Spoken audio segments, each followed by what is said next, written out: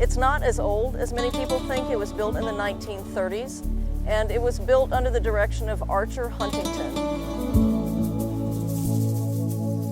He and his wife, Anna Huntington, who was a very well-renowned 20th century sculptor, were looking for a warmer climate to live. Their primary home was in New York.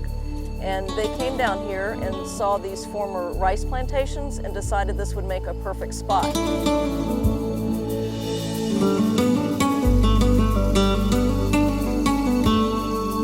Archer, who had traveled extensively in Spain and Mexico and along the Mediterranean, had really fallen in love with what's called Moorish architecture. And he had the money to build this kind of house, and he thought this beach setting would be really good for it.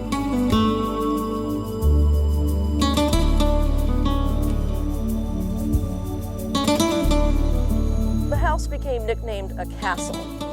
I don't know whether the Huntingtons actually called it that or not. For them, it was a retreat, a winter home to get away.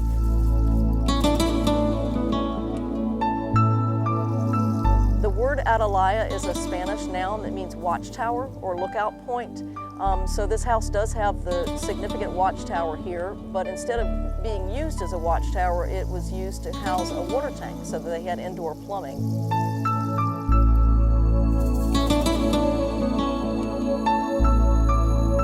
It's a National Historic Landmark, and it's also on the Registry of National Historic Places. So it really has two separate distinctions.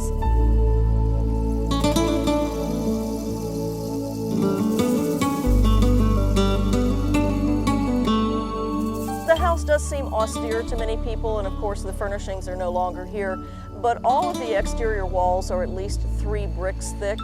And of course when the Huntingtons were here, all the windows were in place. They had some tapestries hanging from the walls, some oriental carpets in some of the rooms.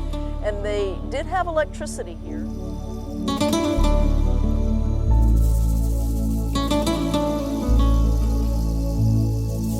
If people don't know the story and they don't take the time to look at it, they think it perhaps is a cold, empty place.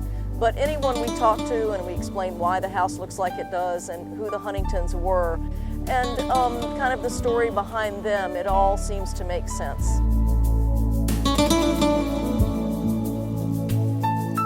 The first time I saw it was in the late 1990s, and at that time it was not receiving any care of any kind.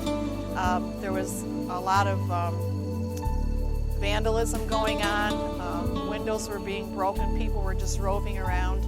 But in the last few years, the change has been remarkable.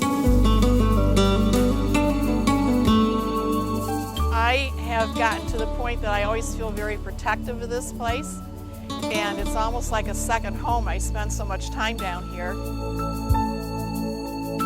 I think all of us who work here and stay in the house would easily live here. We often say that we wish Archer and Anna would come back for a bit just so we could talk to them, but we have a real love and passion for the house and the people who lived here.